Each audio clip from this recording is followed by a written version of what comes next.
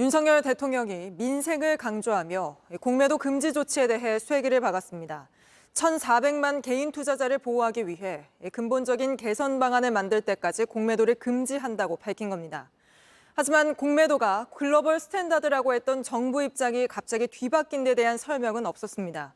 공매도뿐 아니라 일회용품 규제나 R&D 예산 등 총선을 앞두고 민생 강조하며 그동안 밝혀온 정부 입장이 바뀌거나 추진해오던 정책이 달라져 곳곳에서 혼란이 이어지는데 하나하나 짚어보겠습니다. 먼저 공매도 금지 조치부터 오원석 기자가 보도합니다.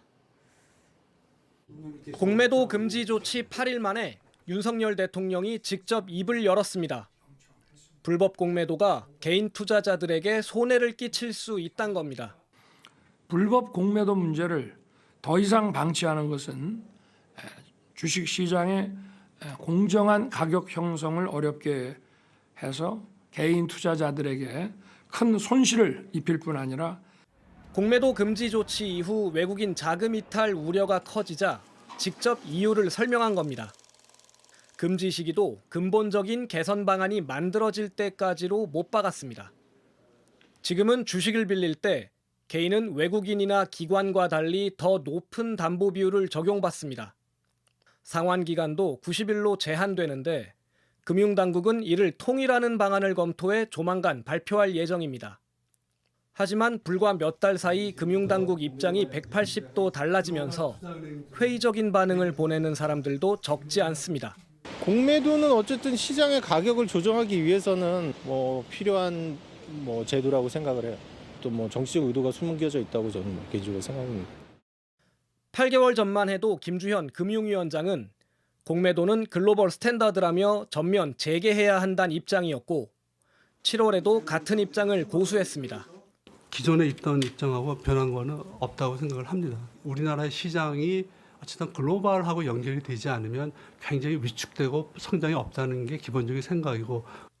이복현 금감원장 역시 8개월 전 올해 공매도 규제를 해제할 수 있다고 언급했습니다. 총선 앞둔 말 바꾸기에 정책 진정성까지 의심받는 가운데 전문가들 사이에선 공매도가 주가를 억누른다는 인식이 과장됐다는 평가도 나옵니다. JTBC 오원석입니다. 일회용품 규제 정책도 시행 17일을 앞두고 갑자기 소상공인 어려움 덜어주겠다며 뒤집었죠. 종이컵, 플라스틱 빨대 그냥 써도 된다고 하면서 친환경 빨대 업체들은 줄줄이 문을 닫을 판입니다. 사장님들은 이미 만들어둔 것만 3천만 개가 넘는데 반품이 쏟아지고 있다. 정부가 분명 이런 일 없을 거라고 했었다. 울먹였는데 이 문제는 이혜원 기자가 짚어드립니다. 한창 바쁠 평일 낮이지만 공장에 직원이 없습니다. 창고에는 상자가 가득 쌓여 있고 이 상자 안에는 전부 쌀빨대가 들어 있습니다. 플라스틱 빨대 대체품으로 개발한 건데 이미 만들어둔 것만 3천만 개가 넘습니다. 하지만 팔 수 없게 됐습니다. 정부가 이달 말부터 매장 내 플라스틱 빨대 사용을 전면 금지할 계획이었는데 갑자기 시행을 무기한 미룬 겁니다. 계약은 줄줄이 취소됐고 반품 요청만 밀려옵니다. 7일날 발표가 나고 9일날부로 전부 휴직 상태입니다. 직원을 늘리고 생산을 확대해온 건 환경부의 확답 때문이었습니다. 합동 설명회를 할 때 무조건 시행을 한다고 하셨습니다. 그래서 저희가 생산을 계속한 거고 다시는 정부 말을 안 믿으려고. 다른 종이 빨대 업체들도 갑자기 말을 바꾼 정부 탓에 위기에 내몰렸다고 성토했습니다. 얼마 전까지만 해도 진짜 환경부에 면담을 갔을 때도 이런 경우는 없을 거다. 무슨 일인지 진짜 이게 진짜로 줄 도산하고 환경산업 전반이 무너질 것입니다. 정부가 말을 바꾼 건 또 있습니다. 제주와 세종이 일회용컵 보증금제 시범 사업을 벌였는데 이젠 알아서 하라고 한 겁니다. 이 때문에 이곳 가게들 역시 피해가 예상됩니다.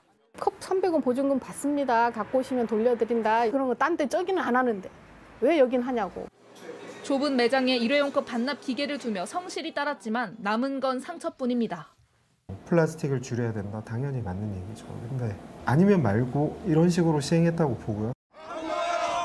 정부에 대한 신뢰는 무너졌고 친환경 정책도 후퇴했습니다.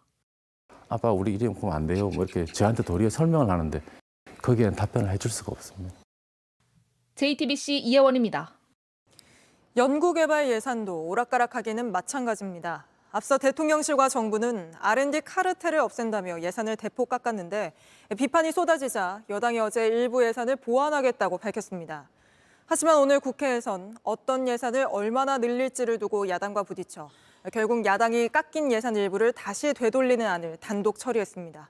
R&D 예산은 하예빈 기자가 보도합니다.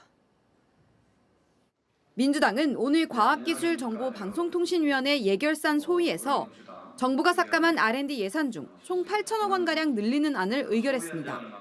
구체적으로 과학기술계 연구원 운영비와 카이스트 등 4대 과학기술원 학생 인건비 등이 늘어났습니다. 국민의힘 의원들은 의결 직전 반발하며 퇴장했습니다.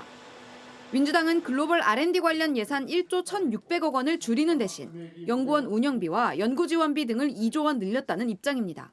그러면서 신속하게 증액분을 최종 통과시켜야 한다고 촉구했습니다. 끝까지 국민의힘이 윤석열표 예산안 지키기에만 몰두한다면 반드시 국민들께서 그 책임을 엄히 물으실 것이라는 점을 경고합니다. 다만 오후 2시로 예정됐던 상임위 전체 회의는 소위가 길어지면서 열리지 못할 걸로 보입니다. 앞서 정부와 여당은 윤 대통령 지시에 따라 R&D 예산 재검토에 들어갔습니다. 기존 안보다 총 3조 4천억 원을 줄였다고 했지만 민주당은 실제로 삭감된 금액은 6조 5천억 원에 달한다고 주장해왔습니다. 여기에 학계 반발까지 거세지자 여당도 일부 예산 보완이 필요하다는 입장으로 돌아섰습니다. 최근 기초연구와 출연연에 대한 예산 변화로 연구 현장들의 우려가 있는데 이를 불식하기 위한 방안도 함께 마련하도록 하겠습니다.